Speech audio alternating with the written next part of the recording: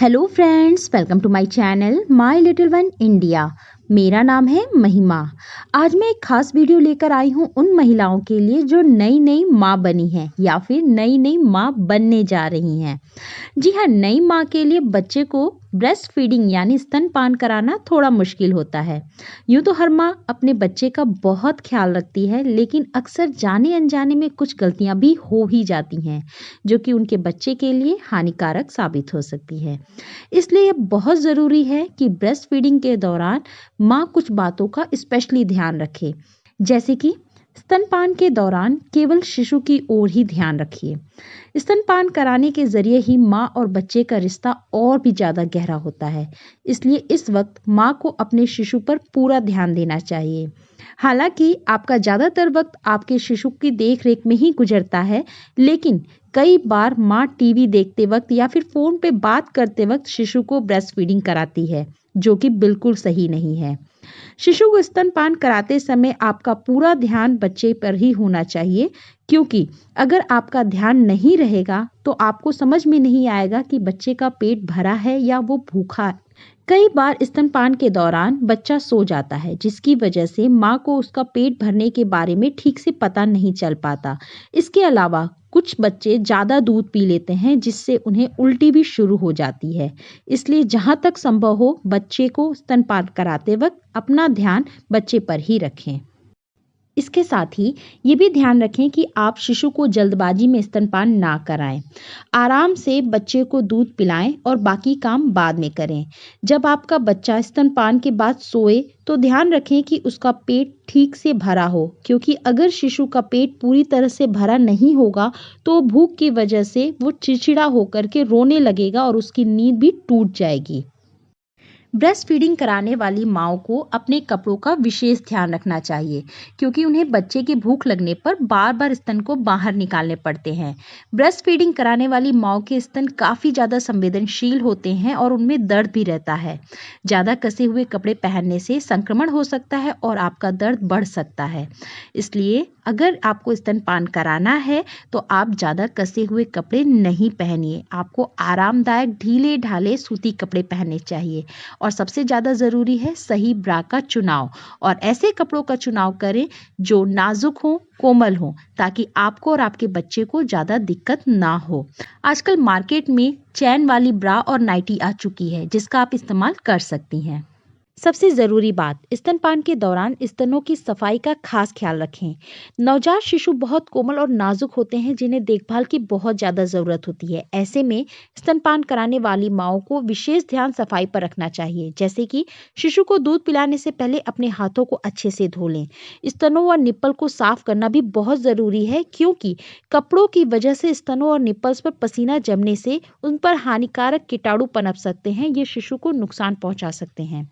शिशु को स्तनपान कराने से पहले गुनगुने पानी में रुई या साफ कपड़ा भिगोकर अपने स्तन को अच्छे से साफ कर लीजिए। आप टिश्यू पेपर का भी इस्तेमाल कर सकती हैं। अब बात करते हैं स्तनपान कराने की सही अवस्था के बारे में। स्तनपान के दौरान माँ और शिशु का सही अवस्था में होना बहुत ज़रूरी है। ज़्यादातर अनुभवी माँओं को शिशु को स्तनपान कराने की सही पोजीशन यानी अवस्था के बारे में अच्छे से पता होता है, लेकिन अगर आप पहली बार माँ बन रही हैं तो उनके लिए स्तनपान के दौरान सही पोजीशन के बारे में जानना थोड़ा मुश्किल होता है। इसलिए सबसे पहले शिशु को सही तरह से उठाने के तरीके को ध्यान में रखें, ताकि बच्चे को किसी तरह से चोट लगने का खतरा ना हो। बच्चे की गर्दन बहुत नाजुक होती है, इसलिए उसे गोद में लेते वक्त एक हाथ उसकी गर्दन को सहारा देने के लिए रखें। जब आप उसे गोद में लेकर दूध पिलाएं तो ध्यान रखें कि आपके शिशु का मुंह या नाक स्तन में ना दबे, ताकि वह ठीक तरीके से सांस ले सके। सही अवस्था में दूध पिलाने से शिशु बिना किसी परेशानी के स्तनपान कर सकता है।